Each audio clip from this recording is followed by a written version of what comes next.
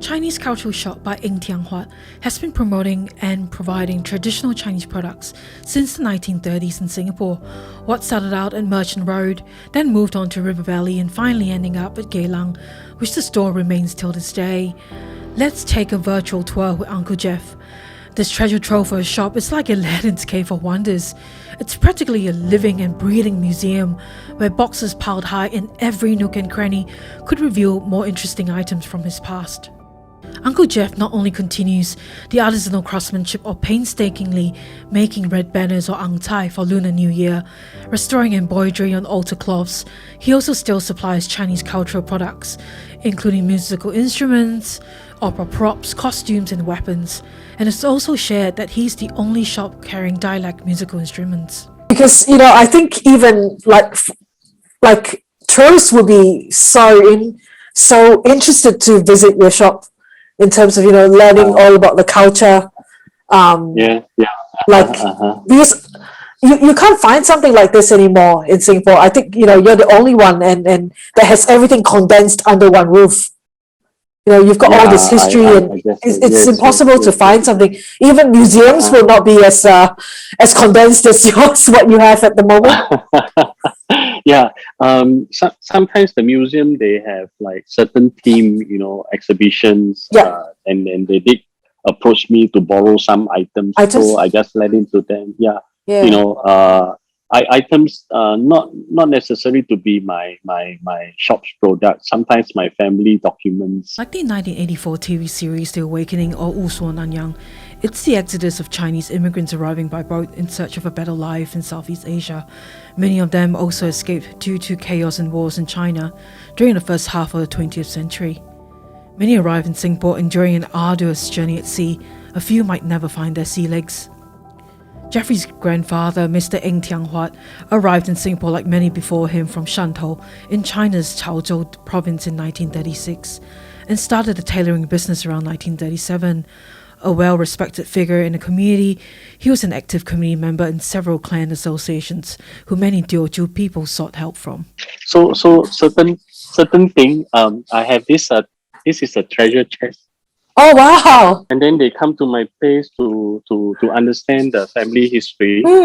Besides understanding my ancestors, and then like this booklet here. Actually, this is my grandfather passes like passports and visas and all that. I'm not sure whether you can see on the screen. I can see. It's written there. Straight settlement. Oh no, I can't see. It's too dark. I can see, too dark. And then I can vaguely make it out, but it's very dark. Yes. Oh wow! And then this is his past. Yes, I think he was like. Oh yes, certificate of admission. Is that what it says? Yes. That's right. Oh wow! Yes. Yeah. Immigration officer, Singapore. Yes. Oh wow! So these are the various shops. So his photograph and then before he arrived in Singapore, he got to get this pass in China under the I think this symbol is the Kuomintang symbol. It is. And this is the other pass here. Oh wow! Yes. And all the stamps, his photographs, certificate of registration, and all that. Yes. Yes. And the dates. Importantly, is the dates. Which I trace when he arrived and how he arrived, and this is another pass. And then during those periods, getting in and out of China is quite tough. It's quite tough. Yeah. So the historians, the researchers, they visited my place. Is to understand the family histories and to because I have the complete. One of them told me I had the complete set of documents. This one is for my grandma, my uncle, and my father to arrive here. That means probably these documents is allow them to come out of China. Yeah, and then arrive in Singapore, isn't it? Yes, the little photos. Yes. The photos. My grandma. Yes, and I think my My father is the center one is the center. My sister. Oh, yeah. That my father is the corner. Yep. And then your grandmother is on the right hand side. That's right. Yes. And the stamps it says is it Yes. Malaya? Yeah, Malaya. Yes. Yeah. So probably they have to pay stamp duty and all that. Yeah. Wow. So all these documents, they are still intact. And then this is another one, which is landing permit, colony of Singapore. Wow. Yes. So the other time I was looking at some documentary, CNA documentary. Yes, they were saying that when foreigner arrive in Singapore, they have to be quarantined. I'm not sure whether it's St. John Island or Pulau Tekong or somewhere. Oh yes, I think so. Yeah. So they have to be quarantined with the landing permit before they come to the mainland. Right. Yes. And then I have lots of other documents which is related to how my grandfather and his family, his journey, to Singapore. So So nowadays, besides customers, I think I have more people visiting me to understand how a family from a foreign land arrived here and what happened. The journey would have been arduous. Yes. It would have been very hard and harsh conditions for them to come all the way by a boat. Anyway, now it's so easy. We just jump on the flight, air conditioned airplane. Right. But I think for them, it's almost like a NANYANG type of thing, isn't it? Where they travel under the boat, under the ship, the bunker of the ship. The conditions would have been terrible, like not enough water, no food, like sanitary. Even oxygen might have been, Yes, short. That's right. But my grandfather was lucky. I heard he knows a friend who is a sailor, and then he traveled with him and somehow or other got himself a job as a cook on board a ship. And then I read on the British ship, isn't it? A British ship. Yes, something like that. But he was lucky that he became the captain's personal cook. Yeah. And I was trying to trace which ship it was. And I couldn't find which vessel. But I understand during that period in the 30s, there is one or two ships which travel to Shantou, to Shantou, Singapore, and Shantou, and the ship belongs to a Dutch company. Right. So most likely during this period there was always the Anglo-Dutch kind of thing. Would it have been the East India Company or the? Correct. Yes.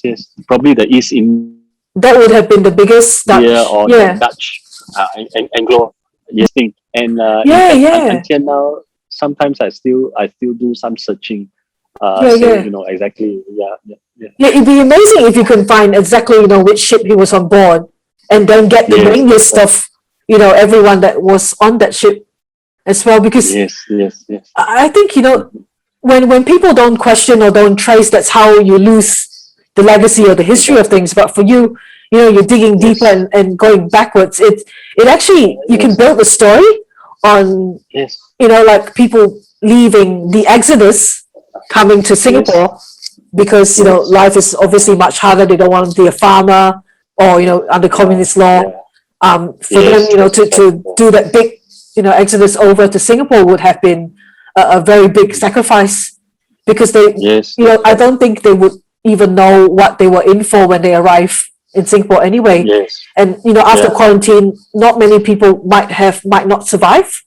They might have already perished either on the boat on the way to Singapore or perish like upon arrival quarantine. Then those who release from quarantine might be a coolie or your ma jie or some sweet woman.